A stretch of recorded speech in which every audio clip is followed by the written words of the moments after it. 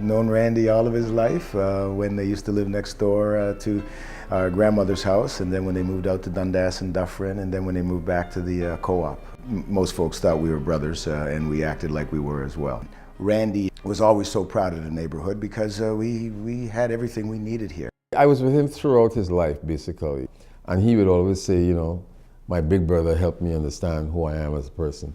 He fiercely protected his heritage.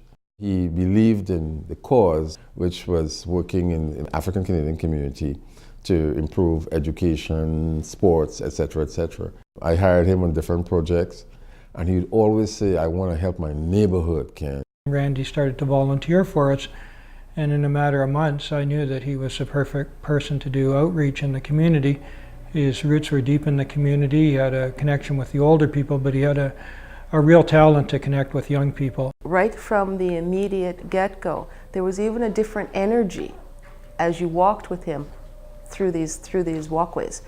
Because if he didn't know the person he was looking at, he knew someone from their family. Very soon after, Randy was not just the community development worker. Randy was dad, Randy was brother, Randy was cousin, Randy was mentor, Randy was teacher, Randy was the disciplinarian. And the youth just gravitated to that. He meant a lot to me. Like, you know, if I had problems, I always go to him, you know, to find my solution. He'll come to all my basketball games. I was one of the coaches under Randy there. And basically we helped the youth to develop their game and improve. Yeah, he just took us in as like one of his kids and just got to know us very well. He talked about everything, and he was nice. He would talk to us about basketball all the time after and tell us, if you need anything, tell me and I'll help you with it after. He wanted the young people to know about the older people, and he wanted the older people to respect the young people. He was just a bridge. Everyone's game was elevated because Randy it was innate. It's who he is. He was a great motivator. He was a great father.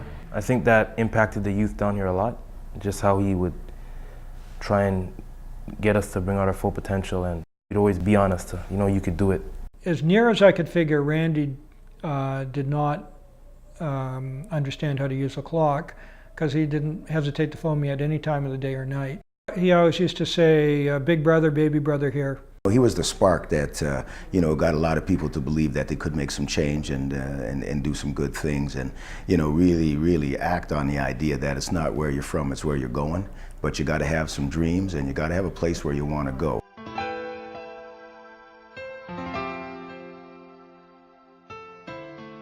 We had the Randy Vision Team, which came into effect June 16th, 2009, a few weeks after, because we knew that we were things we wanted to do, channel our energy, channel our grief, channel our passion, and to try and keep his vision going. We've been together now since then.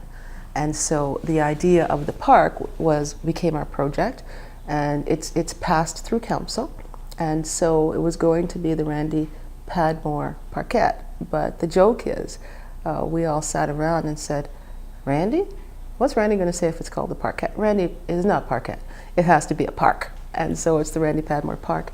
Yeah, I think it's a nice thing to do, like, so, you know, it'll help, like, people are, like remind them of him. So, like, whenever I'll go to the park, whatever, like, I'll just have Randy in mind, like, you know. I know he would laugh and say, Ken, me, Randy?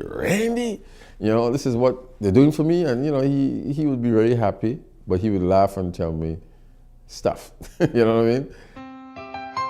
I miss him quite a bit. While I'm walking through the community more times, you know, I hear his little chuckle over my shoulder. But he was an ordinary brother doing extraordinary things. We've lost a champion. He was a hub, he was a magnet, and he had a very long and large reach.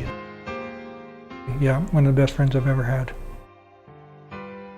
I wish he knew how much he was really actually loved, because he was very profound.